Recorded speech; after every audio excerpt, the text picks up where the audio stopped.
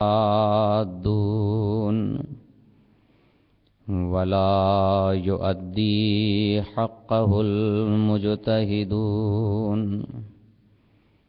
الذي لا يدركه بعد الهمم ولا يناله غوص الفتن ثم الصلاة والسلام والتحية والإكرام على النبي المكي المدني الهاشمي الأبتحي الذي سمي في السماوات بأحمد وفي الأرضين بأبي القاسم المصطفى محمد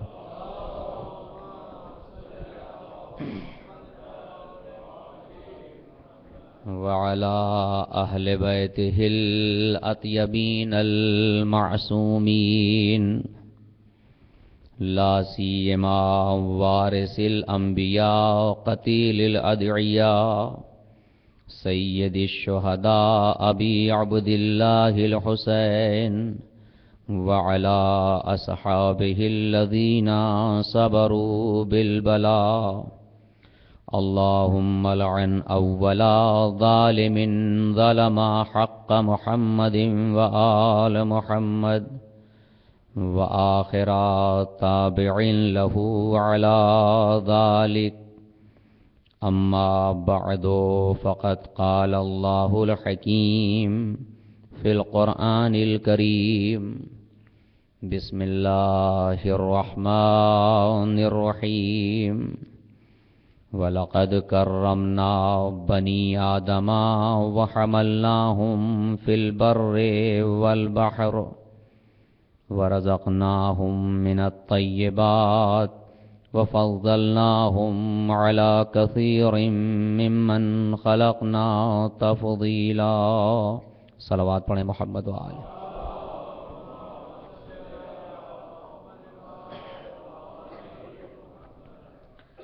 فیضان گرامی، بزرگان قوم، جوانان مذہب، میری ماں اور بہنوں، شہزادی کونین کے لال کے سوگواروں، میں شہر اسلام آباد میں پہلی مرتبہ حاضر ہوا ہوں. میرا معمول یہ ہے کہ مجلس اور اپنے موضوع کو آغاز کرنے سے قبل اپنے جوانوں کے لیے، بچوں کے لیے ایک شبہہ پیش کر کے اس کا جواب، اس کے بعد میں اپنی مجلس کا آغاز کرتا ہوں. اس لیے کہ دور ایسا آ چکا ہے کہ یہ جوان طبقہ، یہ ہم نے آج تک جو اپنے ہندوستان میں سیکھا بزرگوں سے یہی ہے کہ ہمارا مخاطب ہمارے بزرگ نہیں ہوتے، ہمارے مخاطب ہمارے کمسن اور ہمسن ہوتے ہیں. بزرگ بہتر جانتے ہیں. بچہ اسکول جاتا ہے، جوان کالج جاتا ہے، آگے بڑھ کر منزل طے کر کے آفس تک لوگ جاتے ہیں، کاروبار کرتے ہیں. مگر ایک ایسے دور میں خاص کر کے جب میڈیا کی ترقی ہے، بول بالا ہے اس کا، تو شبہات وارد کیے جاتے ہیں اور بچہ گھر پہ آ کے والدین سے پوچھتا ہے تو اگر بہت ہی دیندار ہیں جواب دیتے ہیں، ورنہ بچوں کو ڈانٹ دیتے ہیں تمہیں اس سے کیا کام. لہذا ہمیں سب سے پہلے آئندہ نسل میں محبت اہل بیت کو سنبھال کے رکھنے کے لیے اپنے بچوں کی تعلیم پر خاص خیال رکھنا ضروری ہے. لہذا میں مجلس سے قبل ایک شبہ پیش کرتا ہوں تاکہ بچے اس کو لے کر جائیں. بچے اس مجلس کا ایک حصہ ہیں. پہلی بات تو یہ کہ سوال، شبہ اور اعتراض، مخاطب شناسی بہت ضروری ہے. ہم نے اپنے مخاطب کو پہچانا نہیں، جذبات میں جواب دے دیتے ہیں. پہلے یہ دیکھیں کہ مخاطب کہہ کیا رہا ہے، لائق ہدایت ہے یا نہیں، رہنمائی کے لائق ہے یا نہیں. ہم نے مخاطب کو پہچانا نہیں اور جذبات میں اس کو ایک حملہ آور سمجھ کے جواب دے دیا، حملہ کر دیا. جبکہ یہ روش مکتب اہل بیت کی نہیں ہے۔ مکتب اہل بیت نے جو ہمیں درس دیا ہے وہ یہ ہے کہ آنے والا اگر شام سے امام حسن علیہ السلام کے سامنے گستاخیاں کر رہا ہے، مولا کائنات کے متعلق گفتگو کر رہا ہے، گستاخی کر رہا ہے، تو اس کا جواب یہ نہیں تھا کہ اسے بھی وہی جواب دیا جائے، بلکہ امام نے مخاطب کو پہچانا، اس کو درک کیا کہ اس کی مشکل کہاں سے، اسباب کہاں سے آئے جو اسے گستاخی کر رہا ہے۔ اپنے گھر لے گئے، میزبانی کی، اخلاق پیش کیا، پلٹ کر اس نے کہا ہمیں نہیں پتا تھا آپ ایسے ہیں۔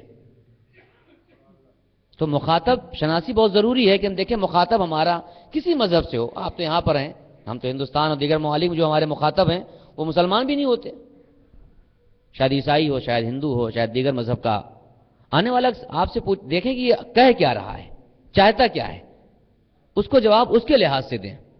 بچہ اسکول جاتا ہے، عیسائی بھی ہے، مسلمان بھی ہیں، سبھی اس کے ساتھ ہوتے ہیں، اعتراض، بچہ کچھ سن کے آتا ہے، گھر والے یا تو جواب نہیں دیتے ہیں اور جواب دیتے ہیں تو غلط دیتے ہیں۔ پہلے دیکھیں مخاطب کون ہے، کیا چاہتا ہے۔ تو تین چیزیں ہیں، سوال، اعتراض، شبہہ۔ میں توجہ چاہتا ہوں، تین چیزیں ہیں جو مخاطب کے سامنے آتی ہیں۔ آپ کہیں بھی جائیں گے دنیا میں، کسی زبان میں، کسی مکان میں، کسی زمان میں جائیں آپ، انسان کا مخاطب تین طریقے کا ہوتا ہے، یا سوال کرتا ہے، یا اعتراض کرتا ہے، یا شبہہ وارد کرتا ہے۔ اس کے علاوہ مخاطب کوئی اور کام نہیں کرے گا۔ ہم پہلے دیکھیں کہ اس کا سوال ہے یا اعتراض ہے یا شبہہ ہے، پہلے معین کریں مخاطب کس نوعیت کا ہے، پھر جواب اس کے لحاظ سے دیں۔ سوال، اعتراض اور شبہہ پر زمین و آسمان کا فرق ہے۔ اگر سامنے والا سوال کرنے آیا ہے تو سوال کا مزاج یہ ہے کہ ہر سوال کرنے والا چاہتا ہے اس کے علم میں اضافہ ہو جائے۔ یہ توجہ چاہتا ہوں، سوال کا مزاج یہ ہے کہ سوال آپ پر حملہ نہیں ہے، سوال میں سوال کرنے والا ہمیشہ اس کے مزاج میں یہ ہے کہ وہ اپنے علم میں اضافہ چاہتا ہے، نہ آپ پہ حملہ کر رہا ہے، نہ آپ سے اختلاف کرنا چاہتا ہے، بلکہ سوال ہے ہی اس لیے تاکہ علم میں اضافہ ہو جائے۔ استاد سے شاگرد سوال کرتا ہے، بچہ ماں باپ سے سوال کرتا ہے، چھوٹا بڑے سوال کرتا ہے، ہر کم علم زیادہ علم والے سے سوال کرتا ہے تاکہ اس کے علم میں اضافہ ہو جائے۔ یہاں کوئی اختلاف نہیں پایا جاتا۔ فرشتوں نے اللہ سے سوال کر لیا تھا تو معاذ اللہ کے اعتراض کر رہے تھے، وہ تو کس کو بنا رہا ہے زمین پہ، سوال تھا نا۔ اللہ نے کہا کہ انی عالم ما لا تعلمون، فرشتوں نے کیا جواب دیا، سبحانک لا علم لنا الا ما علمتنا، جو تو نے بتایا اتنا جانتے ہوئے بتائے گا جان جائیں گے۔ تو سوال کا مزاج یہ ہے کہ ہمیشہ علم میں اضافہ چاہتا ہے، نہ سوال حملہ ہے آپ پر، نہ کسی اختلاف کا نام ہے۔ سوال کی طبیعت اس کے مزاج میں پایا جاتا ہے کہ سوال کرنے والا آپ سے کچھ چاہتا ہے تاکہ اس کے علم میں اضافہ ہو جائے۔ پہچانے مخاطب کون ہے، کیا کہنا چاہتا ہے، یہ سوال کر رہا ہے، اعتراض کر رہا ہے، شبہہ کر رہا ہے۔ تو اگر سوال کر رہا ہے تو اس کو قانے کے دلیل کے ساتھ اس کے علم میں اضافہ کریں آپ، اور نہیں جانتے تو اس کو معاف فوق میں رجوع کر دیں گے، صرف جاؤ فلاں سے پوچھو یا میں آپ کو پوچھ کر بتاؤں گا۔ یہ طریقہ کار ہے سوال کے جواب کا۔ لیکن اگر کوئی اعتراض کرنے آ گیا، سوال نہیں کر رہا ہے، اعتراض کر رہا ہے آپ پر، تو سوال میں تو علم میں اضافہ ہو رہا تھا، لیکن اگر کوئی اعتراض کرنے آیا ہے تو اعتراض کا مزاج یہ ہے کہ وہ علم میں عیب پیدا کرنے آتا ہے۔ اعتراض میں علم میں عیب پیدا کرنے آتا ہے، مجھے آپ سے اختلاف ہے، آپ کی بات پہ اختلاف ہے، میں آپ کے نظریے کا مخالف ہوں، یعنی آپ کے علم میں وہ نقص پیدا کر رہا ہے۔ تو اگر اہل علم ہے تو جواب دیں گے، اگر آپ نے دلیل سے جواب دے دیا تو وہ اعتراض سوال میں بدل جائے گا۔ اگر دلیل کے ساتھ آپ نے جواب دے دیا تو اس کا وہ اعتراض سوال میں بدل جائے گا، اور اگر آپ مغلوب ہو گئے تو اس کا اعتراض صحیح تھا، آپ کا علم نقص رکھتا تھا، عیب رکھتا تھا۔ تو سوال میں علم کا اضافہ ہوتا ہے، اعتراض میں علم میں نقص رہتا ہے۔ اب آتا ہے شبہہ، جو آج بہت زیادہ ہے۔ شبہہ حق اور باطل کو نزدیک کر کے، شبہہ کا مزاج یہی ہے، حق اور باطل کو اتنا ملا دیا جائے کہ باطل حق نظر آئے، اسے شبہہ کہتے ہیں۔ یہ توجہ چاہتا ہوں، صاحب نے تشریف فرما ہے۔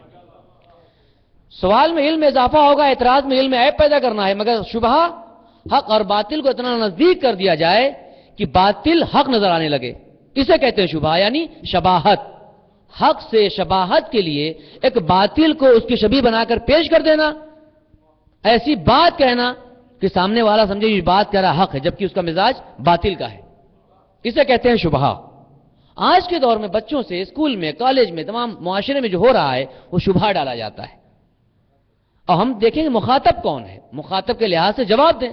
سوال کرنے آیا ہے اس کو ادب سے بٹھائیں، اس کو بتائیں کیا ہے، اعتراض کرنے والا ہے تو دلیل نہیں ہے تو اس کی بات کو مانیں، اور اگر شبہ آیا ہے تو شبہ کا جواب شبہ کے لحاظ سے دیں۔ پہلے ہم سمجھیں کہ اس میں حق کیا ہے، باطل کیا ہے۔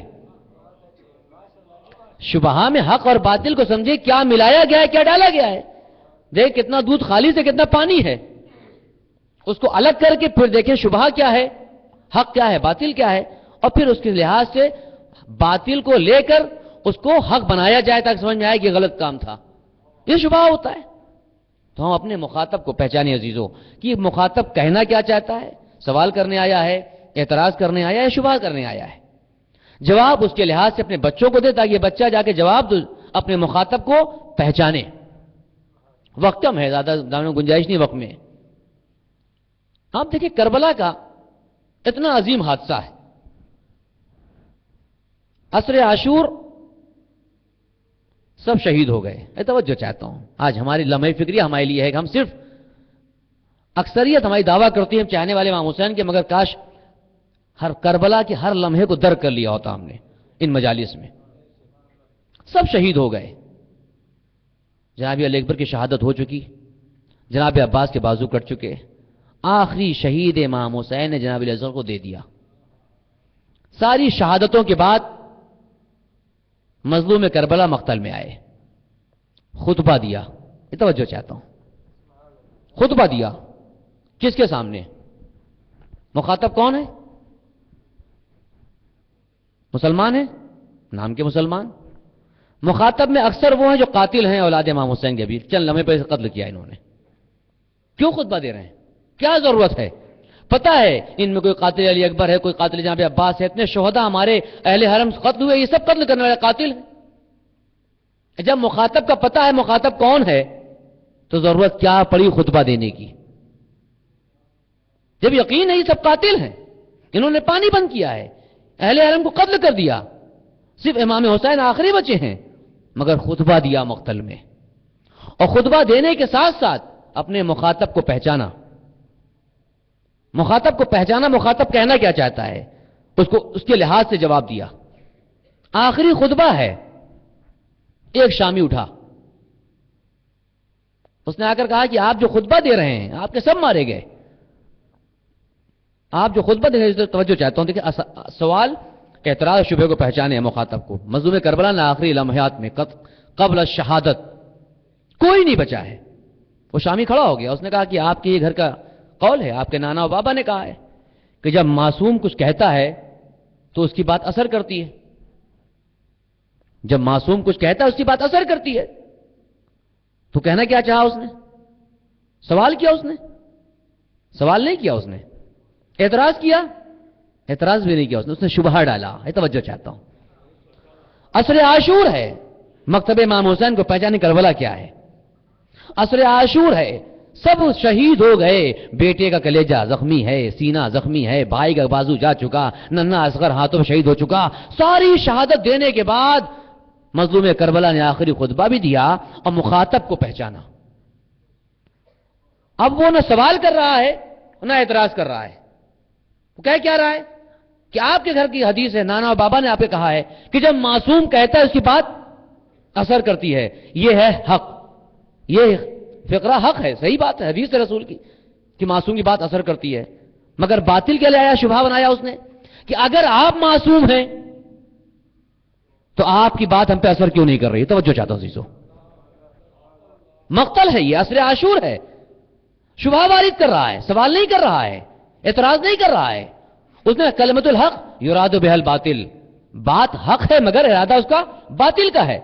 اس نے کہا آپ کی حدیث آپ کے گھر کی ہے کہ معصوم جب گفتگو کرتا ہے اس کی بات اثر کرتی ہے، اب یہ حق کو لا کے باطل سے ملا کے شبہ بنایا، اگر آپ معصوم ہیں تو آپ کی بات ہم پہ اثر کیوں نہیں کرتی؟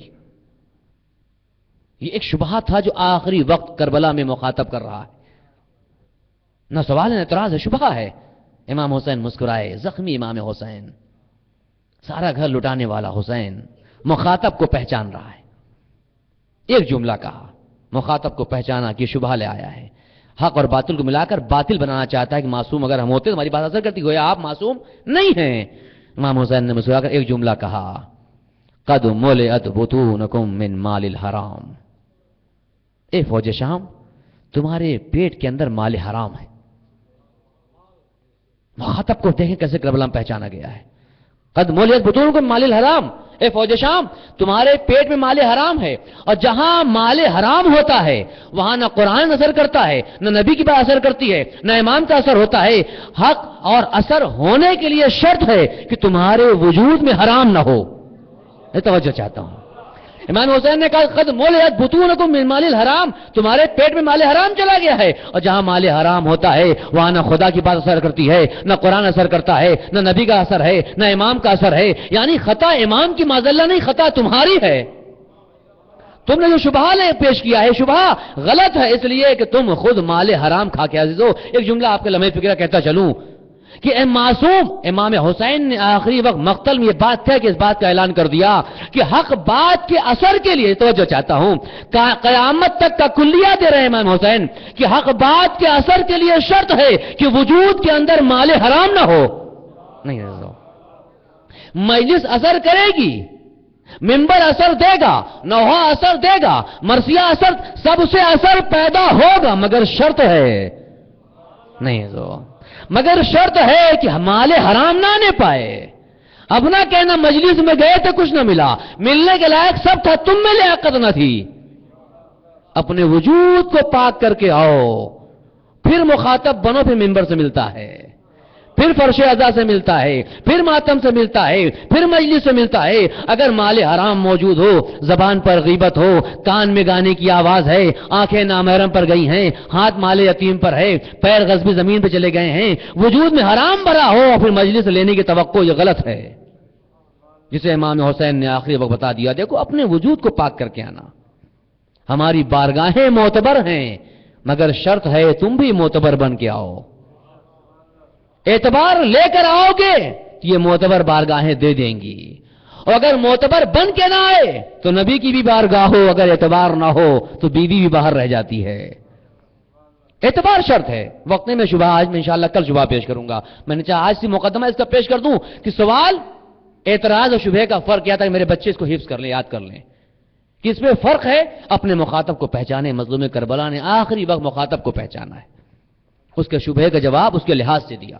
لہذا اپنے بچوں کو تعلیم دیں کہ بچہ سوال کو پہچانے، بزرگ بہتر جانتے ہیں، اعتراض کو پہچانے، شبہ کو پہچانے، مخاطب کہہ کیا رہا ہے، اس کا ارادہ کیا ہے، اس کے بعد اس کے لحاظ سے اس کا جواب دیں. ہو سکتا ہے سوال کرنے آیا ہے تو اس کو دلیل دیں، وہ آپ کے ساتھ ہو جائے گا. ہو سکتا ہے اعتراض کرنے آیا اس کو علم نہیں ہے، دلیل لے آئے، وہ آپ کو اعتراض سوال بدل جائے گا، اس کا علم اضافہ ہو جائے گا. شبہ کرنے آیا ہے تو شبہ کے لحاظ جواب دیا جائے. صلوات پڑھیں محمد و آل محمد.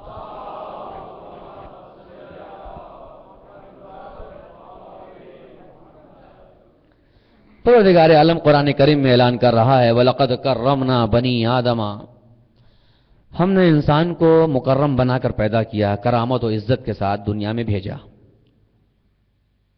کوئی انسان ہو، لقد کرمنا بنی آدم وحملناہم فی البر والبحر، اس کو دریاؤں اور خشکی پر مسلط کر دیا. اس کا قبضہ دریا پہ ہے، خشکی پر ہے، فضاؤں پہ قدم رکھ چکا ہے. وَرَزَقْنَاهُم مِّنَ الطَّيِّبَاتِ، اس کو پاکیزہ رزق عطا کیا. وَفَضَّلْنَاهُمْ عَلَىٰ كَثِيرٍ مِّمَّنْ خَلَقْنَا تَفْضِيلًا، اور انہی انسانوں میں سے کچھ کو ہم نے فضیلت دے دی. یہ توجہ چاہتا ہوں. آیہ کریمہ کا ظاہری ترجمہ جو ہے وہ یہی ہے کہ ہم نے ہر انسان کو کرامت دی، مگر فضیلت کچھ کو دی. ہر انسان لقد کرمنا بنی آدم، جو بھی انسان آدم کی اولاد ہے، مسلمان ہو، یہودی ہو، عیسائی ہو، کسی کا بچہ ہو، دنیا میں آ رہا ہے کرامت کو لے کر آ رہا ہے. کرامت ذات کے اندر اس کی ہے، کسی بھی انسان کا ہو، کسی بھی فرقے کا ہو، کسی مذہب کا ہو، کسی جگہ کا ہو، مگر کرامت اس کے اندر پائی جاتی ہے. مگر فضیلت ذات کے اندر کرامت ہے، فضیلت کیا ہے؟ وہ عطا کرتا ہے، ذات میں نہیں ہے. یعنی کرامت کو بچاؤ گے تو فضیلت دے دوں گا. توجہ چاہتا ہوں. اگر کرامت کو بچا لے گئے جو تم کو میں نے دیا انسان تو میں فضیلت دے دوں گا. بس ایک تمہیدی گفتگو ہے. اس سے قبل میں یہ عرض کر دوں کہ مجلس امام حسین علیہ السلام کی، میں یہاں پہلی مرتبہ اسلام آباد ہے، یوں تو 10-12 سال سے پاکستان میں آ رہے ہیں. مرثیہ ابھی آپ نے سنا نہیں؟ تو عظمت امام حسین کو دیکھیں آپ. کربلا کے حوالے سے مرثیہ سنا آپ نے. یہ مرثیہ وہی انداز جو ہمارے وطن میں الہ آباد میں ہے، وہی انداز ہے. میں بچپن سے اس مرثیہ کو ایسی سنتا رہا. آج بھی اسی انداز میں ہمارے الہ آباد لکھنؤ میں مرثیہ پڑھا جاتا ہے. سنا آپ نے؟ ہو تمیر انیس نے کہا ہو، دبیر نے کہا ہو، جوش نے کہا ہو، نسیم صاحب نے کہا ہو، فلاں جتنے شعراء رہے بزرگان نے کہا ہو. کلام کب کا ہے، کہاں کا ہے، کس کا ہے، اس سے مطلب ہے. کہا الہ آباد اور فیض آباد میں، انیس نے کہا ہے تو فیض آباد میں کہا ہوگا، لکھنؤ میں کہا آخر میں. پڑھا کہاں جا رہا ہے؟ اسلام آباد میں پڑھا ہے، امریکہ میں، لندن میں، دنیا کے ہر کونے میں پڑھا جاتا ہے. یہ ہے نا. یہ توجہ چاہتا ہوں، جملہ آپ کے حوالے کرنا چاہتا ہوں. تو یہ مرثیہ، یہ مجلس، یہ نوحہ کہ شاعر کا کہاں سے نہیں پتا، قدیمی شعراء کا ہے، فلاں شاعر کا، اسی انداز پڑھا جاتا ہے. یہ ایک بات کی دلیل ہے جو میں بچپن سنتا رہا، اسی انداز مرثیہ سن لیتا ہوں، اسی شاعر کا سن لیتا ہوں، آپ بھی سن لیتے ہیں. یہ ایک بات کا اعلان کر رہا ہے. لفظ اللہ کا ترجمہ ممکن ہے؟ بتائیں. ایک نقطہ آپ کے حوالے کر رہا ہوں کربلا کے حوالے سے. لفظ اللہ کا ترجمہ کر سکتے ہیں آپ؟ آج تک کوئی مفسر نہیں پیدا ہوا جو کہہ دے کہ اللہ کا ترجمہ ہو سکتا ہے. نہیں ہو سکتا. کیوں؟ اس لیے کلمۃ اللہ کیا ہے؟ یہ کا یہ ایک ایسا کلمہ ہے المستجمع لجمیع صفات ہی. اس کے اندر اللہ کے تمام صفات جمع ہیں. لفظ اللہ کے اندر ایسا کلمہ ہے، سارے صفات الہی جمع ہے. اس کا ترجمہ کوئی نہیں کر سکتا.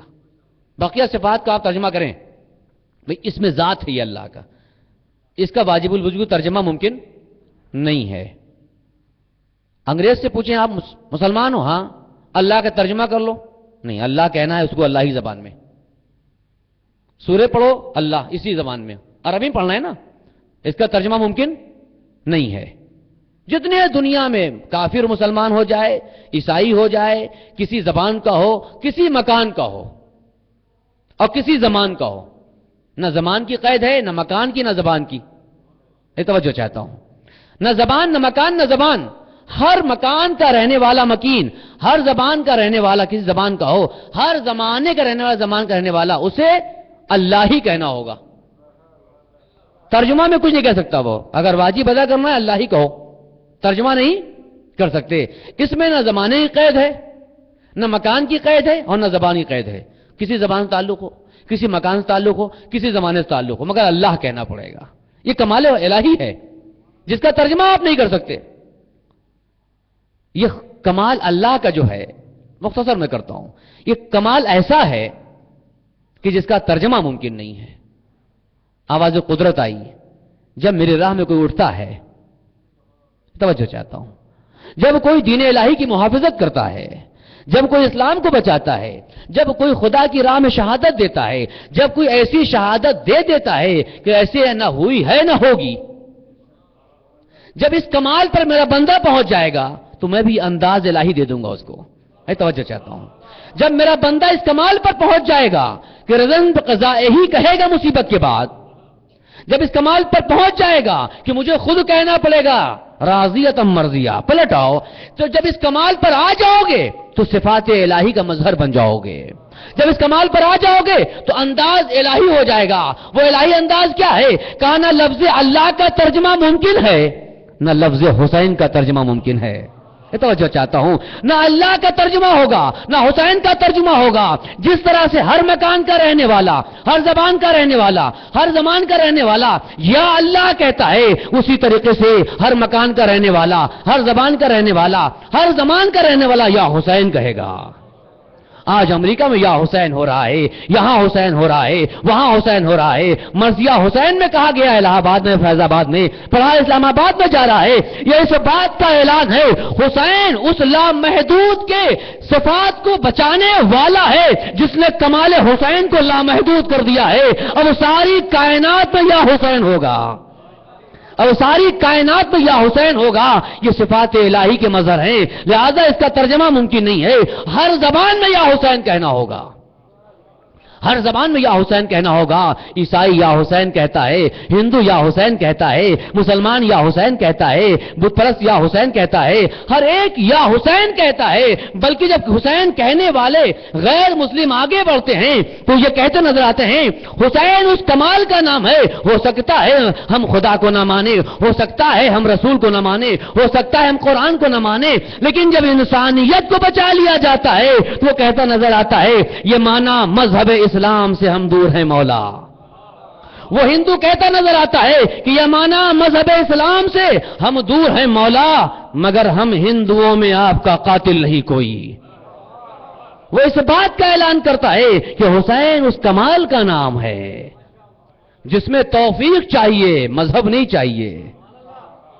کسی بھی مذہب کا ہو، کسی بھی فرقے کا ہو، اگر وہ نسلی طہارت رکھتا ہے تو یا حسین کہے گا، یا حسین کی آواز آئے گی، ذکر حسین کرے گا۔ یہ ذکر سب کو نہیں ملتا، اس میں شرط ہے نسلی طہارت کی، مذہب و ملت کی قید نہیں ہے، طہارت نسل کی قید ہے۔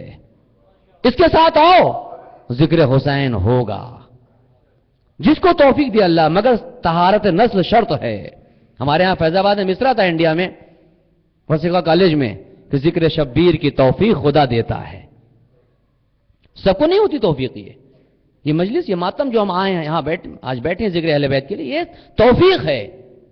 ذکر شبیر کی توفیق خدا دیتا ہے۔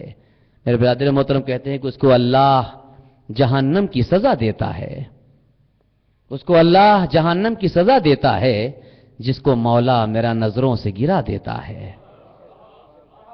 ذکر شبیر کی توفیق خدا دیتا ہے، اس کو اللہ جہنم کی سزا دیتا ہے جس کو مولا میرا نظروں سے گرا دیتا ہے۔ اور جب علم گھر میں کوئی اپنے سجا دیتا ہے، جب علم گھر میں کوئی اپنے سجا دیتا ہے تو لشکر شہ کا علمدار دعا دیتا ہے۔ جب علم گھر میں کوئی اپنے سجا دیتا ہے، لشکر شہ کا علمدار دعا دیتا ہے۔ اور کتنا ہلکا رہا آخر وہ سوال بیعت، شہ کا ششماہا جسے ہنس کے اڑا دیتا ہے، شہ کا ششماہا جسے ہنس کے اڑا دیتا ہے۔ اور جس کو لے جانا ہے جنت میں فقط اس کو ہی ذکر شبیر کی توفیق خدا دیتا ہے، یہ سب کو نہیں ہوتی۔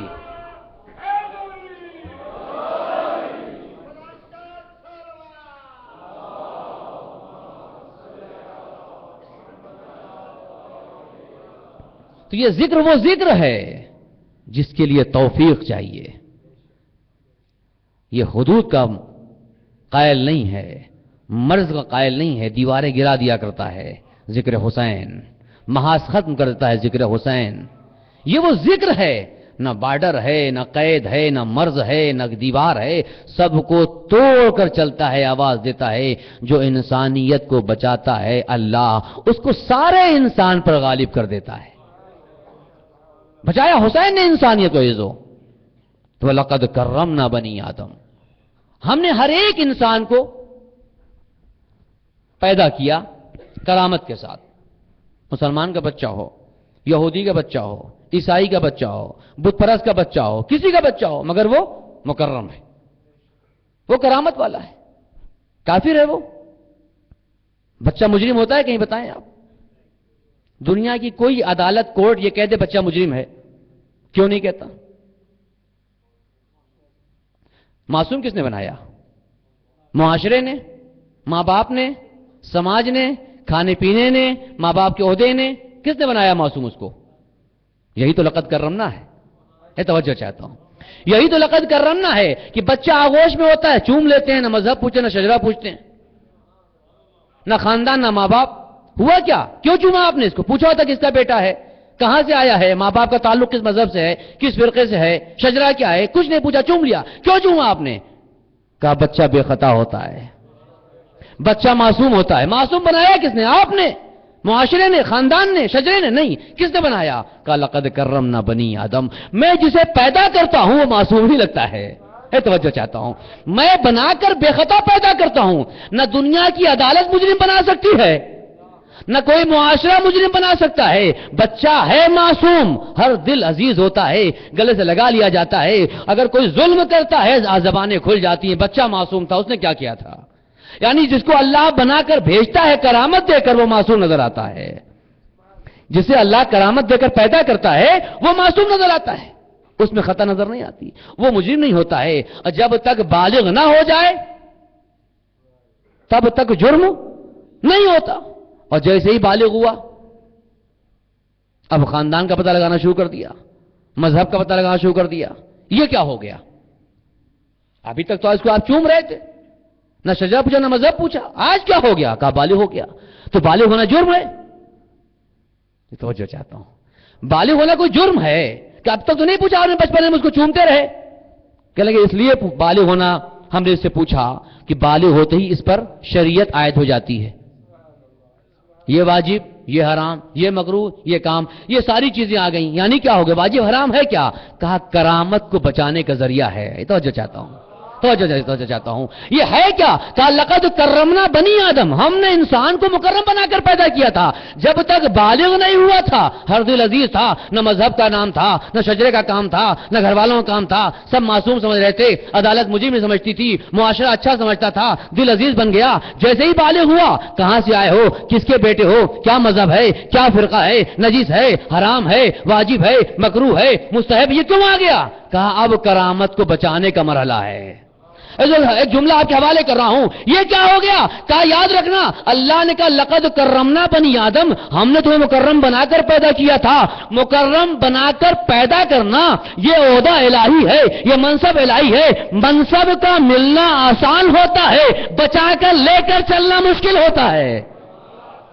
منصب ملنا آسان ہے، مل گیا، مگر نبھانا پڑے گا، بچانا پڑے گا. جتنا تم بچا کر چلو گے اتنا تم کو ایوارڈ ملتا جائے گا. جتنا تم نبھا کر چلو گے منصب کو اتنا تم ایوارڈ پاتے جاؤ گے. اور جتنی تم خطا کرتے جاؤ گے اتنا مائنس نہیں. جتنی خطا ہوتی جائے گی، جتنا ضعف آتا جائے گا، جتنی کمزوری آتی جائے گی، اتنا تم مائنس ہوتے جاؤ گے. یہ مائنس کس میں ہو رہا ہے؟ کہا تمہاری کرامت میں. وہ عزت جو دی تھی تم کو میں نے، اشرف مخلوقات بنایا تھا، تم کو انسان بنایا تھا، تم لائق عزت تھے. تم کو اتنا کمال دے دیا کہ ملائکہ تم کو سجدہ کرتے نظر آئے. تم کو اتنا کمال کر دیا کہ تم بلند ہوتے چلے گئے. یہ کیا ہو گیا تمہیں کہ جیسے ہی واجب کہا تم نے نماز قضا کر دی. نماز قضا ایک ٹائم کی، پلس سے مائنس میں آ گئے. روزہ قضا مائنس میں آ گئے، غیبت کی مائنس میں آ گئے، چغلی کی مائنس میں آ گئے، جھوٹ بولے مائنس میں آ گئے، نگاہ نامرم پہ ڈالی مائنس میں آ گئے، گانا سنا مائنس میں آ گئے. یہ سب کرامت کو ختم کر رہے ہیں. یہ شاید میری بات واضح ہو جائے. یہ سب کرامت جو لقد کرمنا بنی آدم، یہ لفظ میں گفتگو کرنا چاہتا ہوں کرامت کے اوپر آج، کہ جو کرامت دی میں نے تمہیں بچانا ہوگا.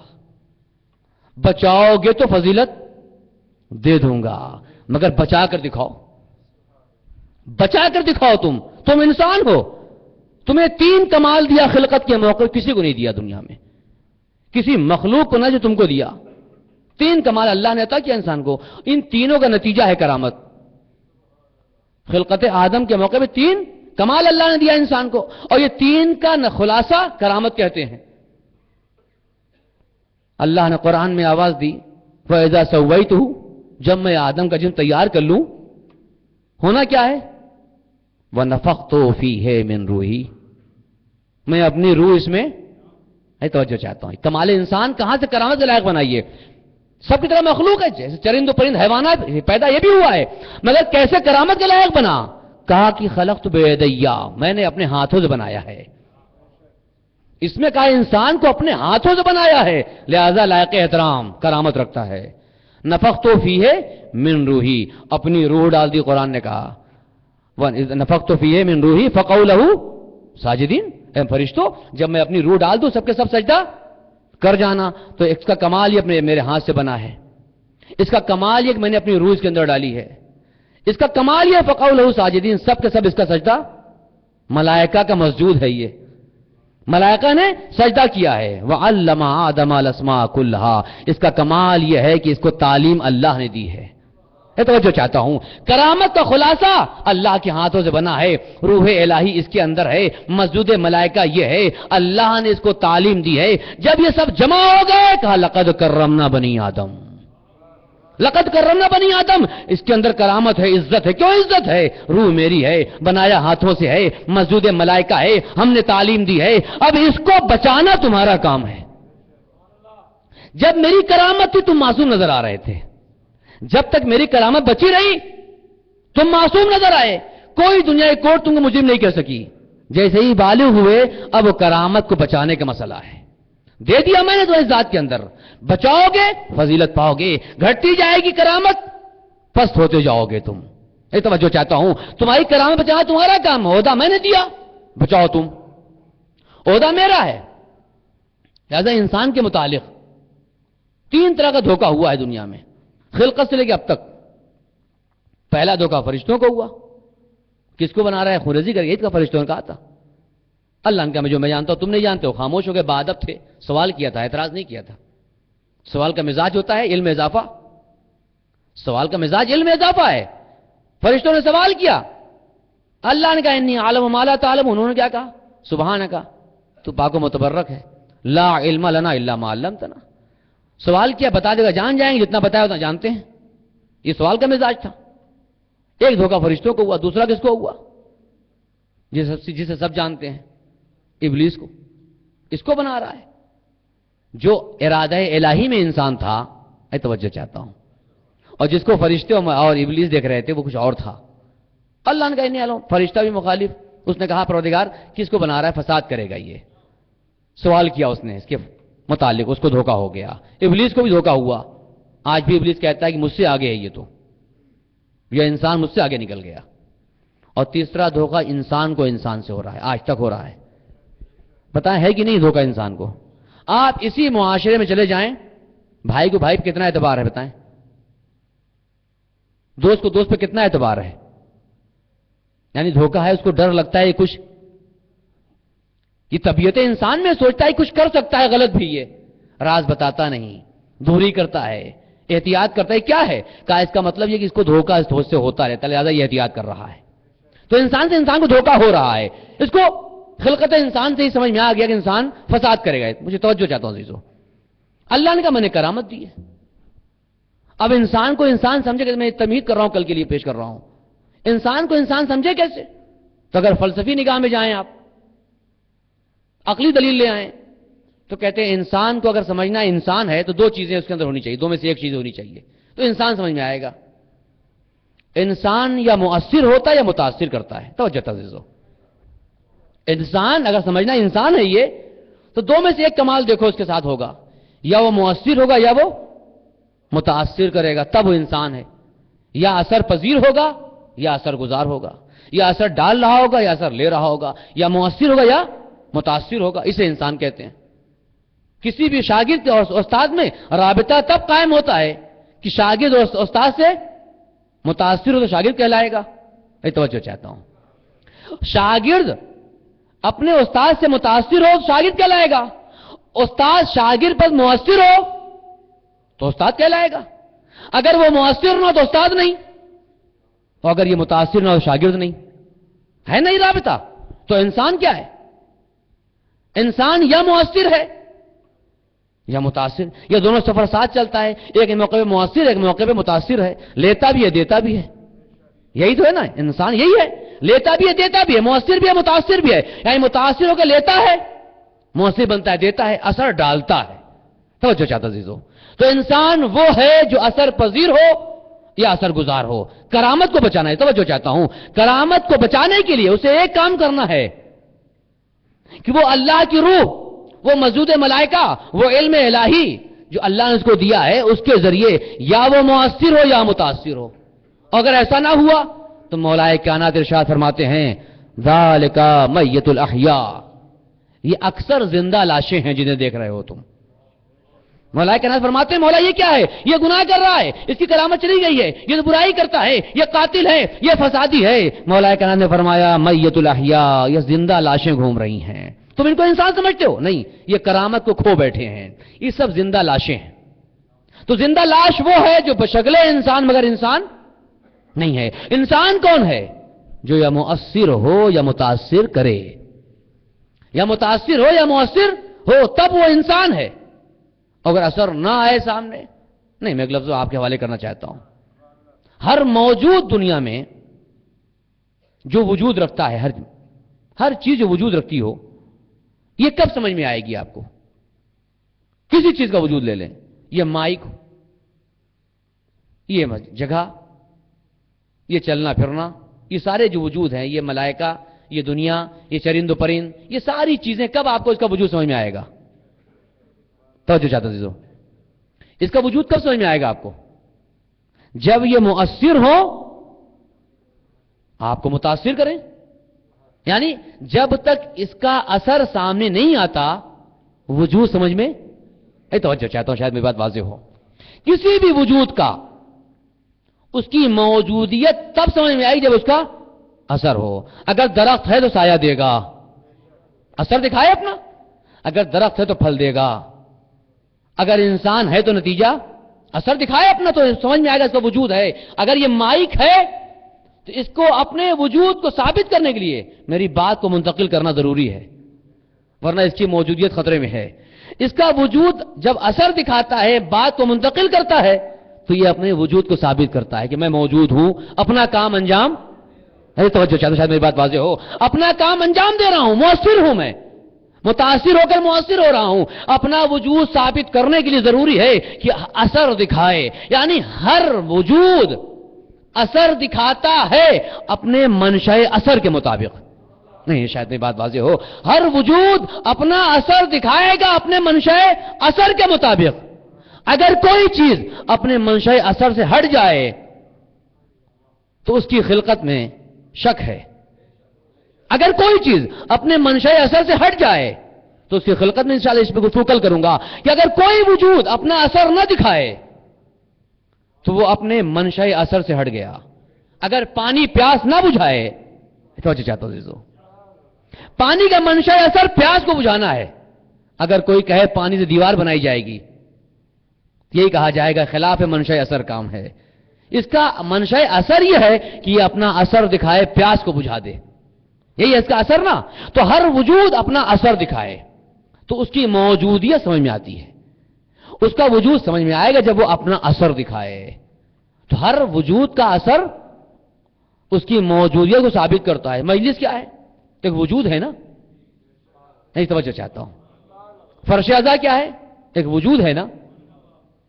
مرثیہ، یہ سارا جو عزاداری ہو ہماری ہے، محافل ہیں، یہ ایک وجود ہے. کوئی موجود ہے جو کر رہا ہے اسے.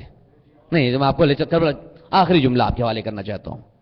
کوئی موجود جو اپنا اثر کہتے کسے ہیں؟ تمہیدی گفتگو کل انشاءاللہ واضح کروں گا. اثر کسے کہتے ہیں؟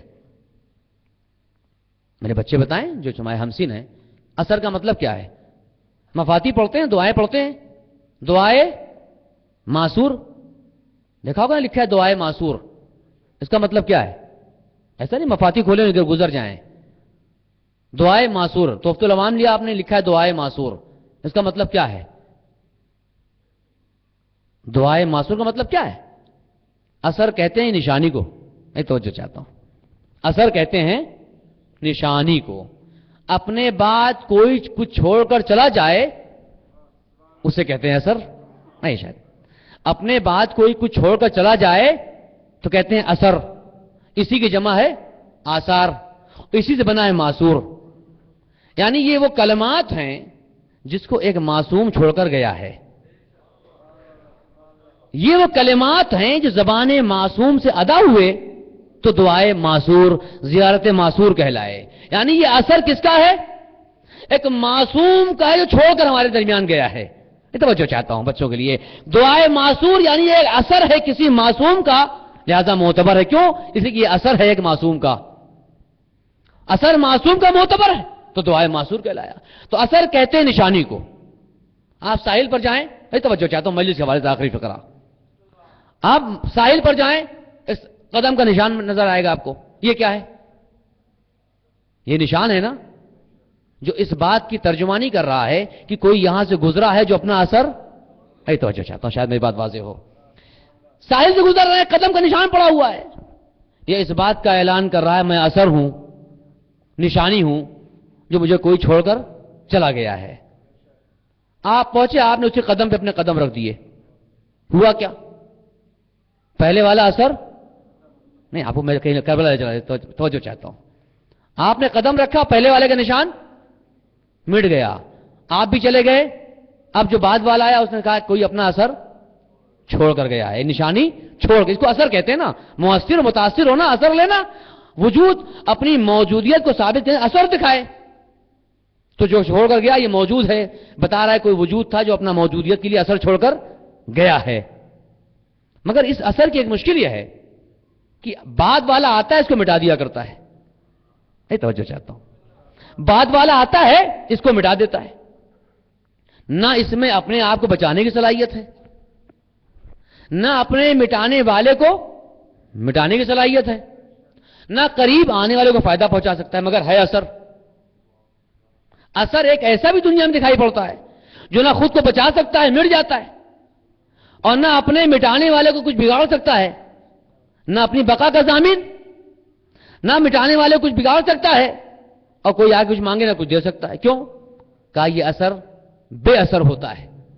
توجہ چاہتا ہوں، توجہ، شاید میری بات واضح ہو۔ کہا یہ اثر بے اثر ہے، کیوں؟ کہا الہی نہیں ہے، نہیں شاید، کہا یہ الہی نہیں ہے، موجود کا اثر ہے، وجود بتا رہا ہے کوئی گیا ہے یہاں سے، مگر اس کے اندر اتنی طاقت نہیں ہے کہ اپنے کو بچا سکے، نہ اپنی بقا کا ضامن ہے، نہ مٹانے والے کو مٹا سکتا ہے، نہ آنے والے کو فائدہ پہنچا سکتا ہے، جو چاہے جب مٹا دے، جہاں مٹا دے، بے بس ہے، بے اثر ہو جاتا ہے۔ یہ اثر ہے مگر بے اثر ہو گیا۔ ہاں کچھ اثر ایسے ہیں جو باطل ہیں، اللہ کسی باطل اثر کو باقی رکھتا ہے؟ باطل اثر کو اللہ باقی کیوں؟ اس لیے کہ یہ بے اثر ہے، یہ اس لیے کہ باطل ہے۔ جب باطل ہے تو نہ اپنے کو بچا سکتا ہے، نہ بگاڑنے کے بعد بگاڑ سکتا ہے، نہ کوئی فائدہ، بے خاموش، بیکار، خدا مٹا دیتا ہے۔ کچھ کو باقی بھی رکھتا ہے، کچھ اثر باطل ہیں، نہ فائدہ پہنچا سکتے ہیں، نہ اپنے کو بچا سکتے ہیں، نہ مٹانے میں کچھ بگاڑ سکتے ہیں، مگر خدا نے باقی رکھا۔ کیوں؟ قرآن کہہ رہا ہے فَاعْتَبِرُوا يَا أُولِي تلاوت تو ماشاءاللہ کرتے ہیں، ایسا نہیں قرآن ہمارے یہاں شادی والا ہو جائے کہ دلہن کے ساتھ آتا ہے جزدان میں، اب دلہن مریض ہوتی ہے سورہ یاسین پڑھتے ہیں، مرنے بعد سورہ قرآن پڑھ دیا کرتے ہیں۔ وہ قرآن تو ماشاءاللہ ہمارے یہاں نہیں ہے نا، ہمارے یہاں قرآن پر زندگی کا سرچشمہ حیات ہے۔ قرآن، وہ قرآن خدا نہ کرے وہ قرآن نہ ہونے پائے جو آج مسلمانوں نے کر دیا اس کے ساتھ۔ کبھی نیزے بلند کیا، کبھی قرآن ناتوں کو نیزے بلند کیا، اور کبھی اس کو دلہن کے ساتھ جہیز میں لا کر گھر میں رکھ دیا جزدان میں۔ دلہن مرنے لگی، سورہ یاسین پڑھ دیا کھول کر، پھر بند کر دیا، مر گئی سورہ، اس کو سورہ پڑھ دیا۔ اس سے یہی قرآن ہے، یہ ہمارا قرآن ہے۔ قرآن ہر لمحہ استفادے کے لیے ہے۔ تو قرآن تو کہہ رہا ہے فَاعْتَبِرُوا يَا أُولِي الْأَلْبَابِ، اے صاحبان عقل کیا کرو؟ عبرت لو۔ اے صاحبان عقل عبرت لو۔ عبرت کس سے لو؟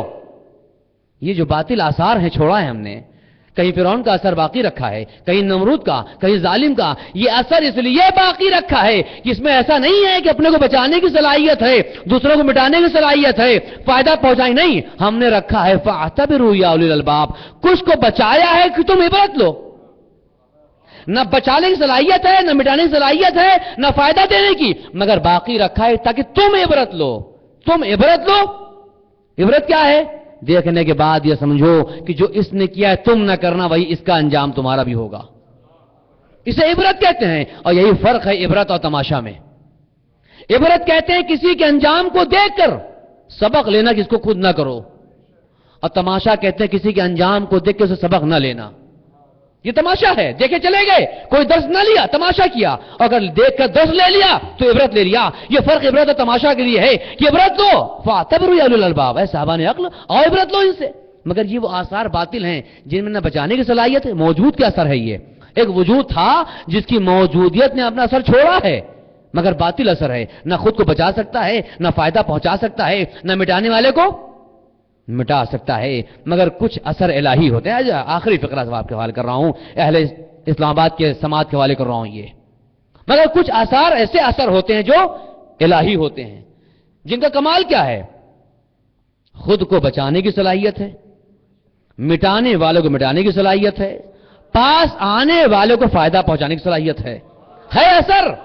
एक वजूद की मौजूदियत का असर दिखा रहा है, मगर कमाल ये इलाही है, ये कमाल ये इखलास का है। जब इखलास का होगा, कमाल इलाही होगा इसके अंदर, तो खुद की बका का जामिन भी है। मिटाने वाले को मिटा दे, खुद बाकी रहेगा, और जो करीब आएगा उसको फायदा पहुंचाएगा। है असर, निशानी है, अलामत है। हर हाजी, हर उम्रा करने वाला कहां जाता है? मक्के जाता है ना, सफा मरवा सही करता है ना। ये क्या है? कोई नबी यहां पर है? कोई इमाम यहां पर है? नमाज पढ़ करना क्या है? ये क्यों दौड़ रहे हैं मुसलमानों यहां पर? कहता है एक मां का असर है ये। तवज्जो चाहता हूं, एक मां का असर है जो इखलास के साथ बच्चे के लिए पानी तलाश कर रही थी।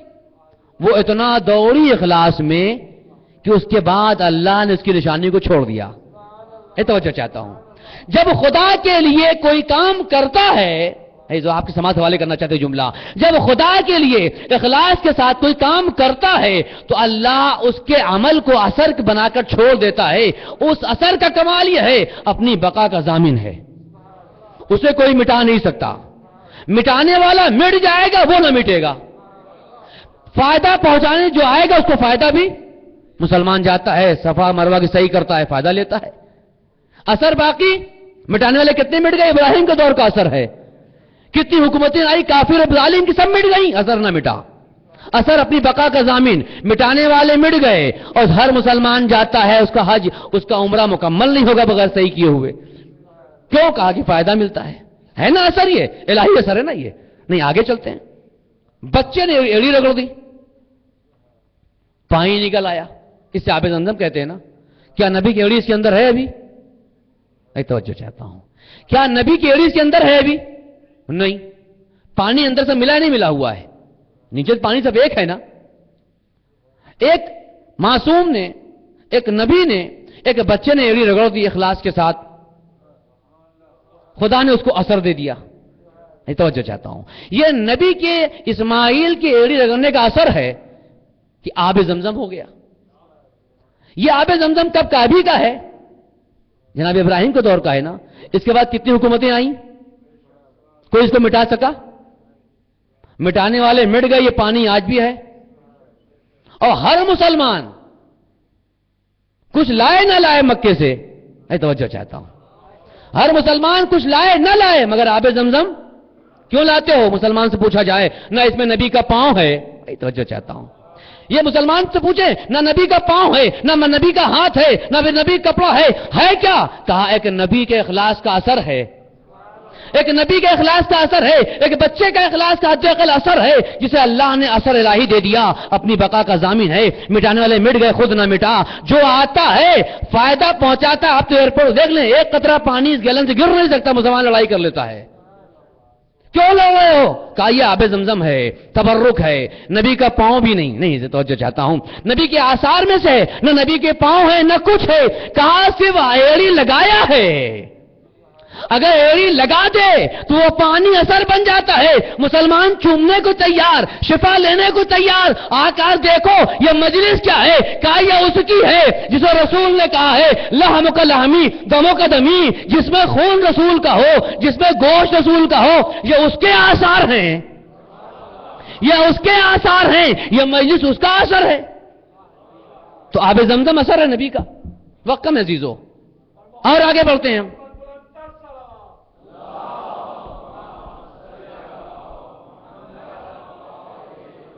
और आगे बढ़ते हैं। पूछ खाने खुदा में दर बन गया। बहुत कम वक्त में खुलासा पेश कर रहा हूं। खाने खुदा में दर बना मासूम के जाने का। मासूम गया था? मासूम नहीं गया है, मासूम की मां गई है। मैं तवज्जो चाहता हूं, यह है फख्रे इस्माइल, यह है फख्रे इब्राहिम। जा रहे हैं मगर मां जा रही है साथ में, कदम चल के मां गई है। मासूम की मां गई है, फख्रे हाजरा गई है। फख्रे हाजरा गई, इखलास था ना। जब इखलास था तो हुआ क्या? निशान बाकी है, मिट गया। तवज्जो चाहता हूं, अगर इखलास से अमल हो जाए तो अल्लाह निशान को बाकी रखता है, असर को बाकी रखता है। वो अपनी बका का भी जामिन है। मिटाने वाले मिट जाएंगे, वो ना मिटेगा। اور جو جائے گا فائدہ ملے گا. آج بھی خانہ خدا میں ماں کے جانے کا اثر ہے. ماں کے جانے کا اثر ہے. مٹانے والے مٹ گئے، یہ اثر نہیں. 13rajab.com پہ جو بچے ہیں جا کر دیکھیں، اس میں تاریخ لکھی ہوئی ہے. کتنے ہزار مرتبہ سونا سے چاندی سے ہر طرح کا وسیلہ لگایا گیا، پگھلایا گیا، نشان مٹ جائے، مگر شب 13 نشان بن جاتا ہے. یہ کیا ہے؟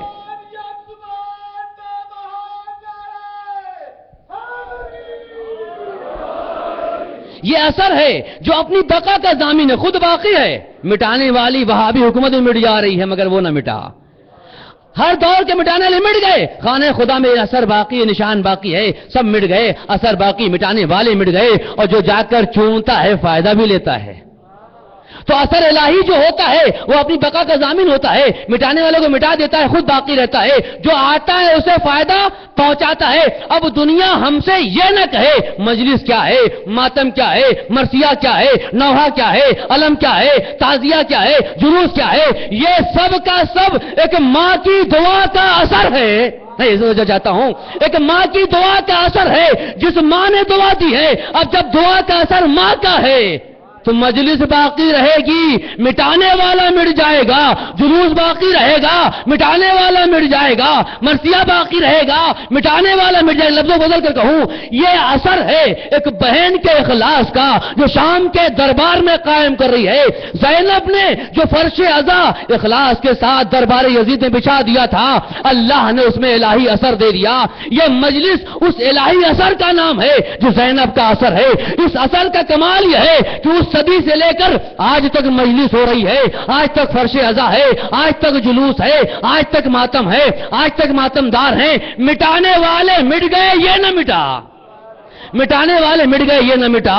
اور جو آتا ہے، کوئی اولاد لیتا ہے، کوئی مال لیتا ہے، مرادیں پوری ہوتی ہیں. جب اثر الہی ہو جاتا ہے تو مجلس خود بھی باقی رہے گی، مٹانے والوں کو مٹا دے گی، دعا بھی قبول ہوتی ہے. آپ نے دیکھا اس دور میں کیا ہوا، کتنے جلوس پر حملات ہوتے رہے، کتنے جلوس پہ کیا کیا گیا، مگر جلوس والا نہ ہٹا، دشمن گھبرا گیا. یہ اس بات کا اعلان ہے، یہ زینب کا اثر ہے. جب الہی اثر ہوتا ہے، بس عزیزوں میں آپ کی زحمت تمام کر چکا. تو اپنی وجود کو ثابت کرنے کے لیے، اپنی کرامت کو بچانا ہے انسان کو، تو اپنا اثر دکھائے گا. اگر کوئی اثر نہ دکھائے تو ایک اثر کی معراج دکھانے والا، ایک اثر کے ہمالیہ کا نام حسین ہے، اور ایک بے اثر ہو جانے والا، حیوان سے بدتر ہونے والے کا نام یزید ہے. انسان ہوتا ہے، مگر اگر صحیح اثر دکھایا تو اپنے منشأ اثر کے مطابق گیا. اور جہاں پر منشأ اثر کو معراج ملتی ہے، اس کا نام حسین ہے. عزیزو، یہ ایام اس بہن کے لیے ہیں، اس گھر کے لیے ہیں. کچھ ایسی مصیبتیں کربلا کی ہیں جسے اہل بیت فراموش نہ کر سکے.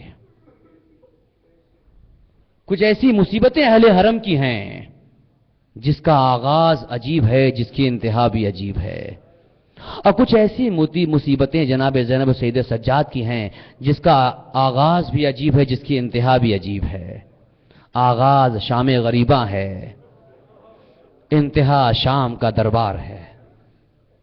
عجیب مصیبت اہل بیت کی ہے، اور عجیب مصیبت زینب و سجاد کی ہے. یہی تو وجہ ہے شام غریبہ کے سناٹے میں بہن نے مقتل کا رخ کر کے کہا، بھیا سر کو کٹا کے سونا آسان تھا، سر کھلے رہنا مشکل ہے. بھیا عباس، بازو کٹا کے سونا آسان ہے، بازو میں رسی بندھانا بہت مشکل ہے.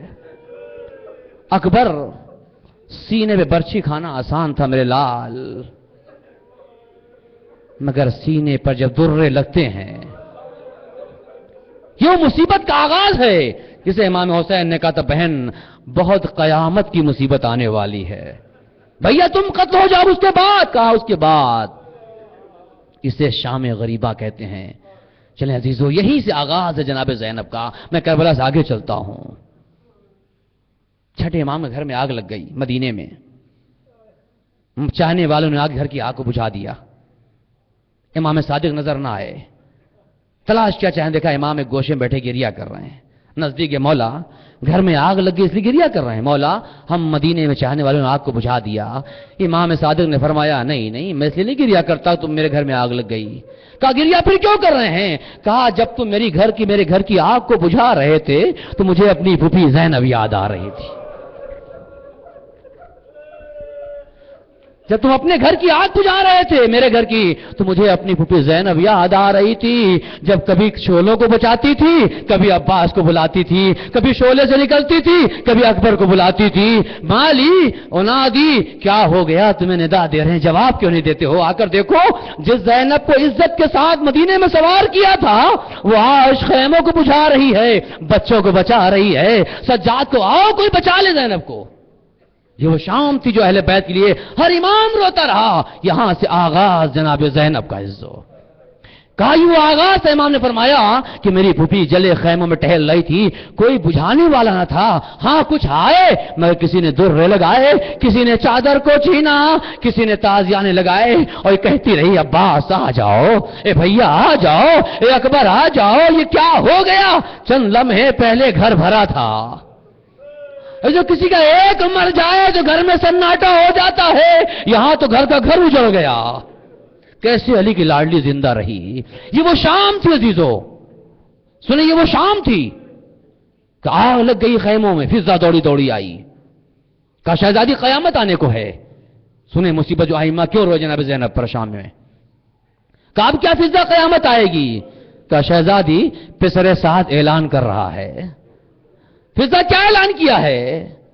کہا اس نے کہا ہے والخیول تجوس علی اصادہم، اس نے اعلان کیا ہے گھوڑوں کو لاشوں پہ دوڑایا جائے۔ سنیں عزیزو، جو مصیبت اہل بیت نے کہا جناب زینب کی ہے، گھوڑوں کو دوڑایا جائے۔ بہن نکل آئی، نہیں ظالم یہ نہ کرنا، سر قلم کر لیا، بہن کے لیے یہی بہت ہے، دیکھو بھائی کا لاشا پامال نہ ہو۔ پھر سر سعد نے کہا تم میں کون ہے جو سب سے پہلے اپنے گھوڑے کو حسین کے سینے پر لے جائے گا؟ چاہنے والی بہن سنے ظالم یہ نہ کرنا۔ سنیں عزیز آل محمد کی مصیبت، لکھا ہے تاریخ نے، یہ شام عجیب تھی، جناب زینب کا غم بڑھتا جا رہا تھا۔ جو شام و کوفہ چلی گئی، مدینے گئی مگر شام غریبہ نہ بھولی۔ کیا ہوا شام میں؟ لاشیں پامال ہوئے، فضا پھر دوڑی دوڑی آئی، شہزادی اور قیامت آنے کو، اب کیا آئے گی؟ اب تو میرا بھیا پامال ہو گیا، اب تو اکبر پامال ہو گیا، اب کیا قیامت ہے؟ کہا شہزادی پسر سعد نے اعلان کیا ہے ہر مقتول کا قاتل سر لے کر آئے۔ سنیں عزیزو، ہر مقتول کا قاتل سر لے کر آئے۔ سارے قاتل اپنے مقتول کو لے کر گئے ہیں مگر ہرملہ کو علی اصغر نہیں ملتے۔ یہ وہ شام تھی، ہرملہ کو علی اصغر کی لاش نہیں ملتی، ہرملہ تلاش کر رہا ہے۔ یہ ظالم نیزہ لے کر چلا۔ ریت کی زمین ساحل پہ کیسے ہوتی ہے؟ اگر آپ انگلی ڈالیں چلی جائے گی اندر۔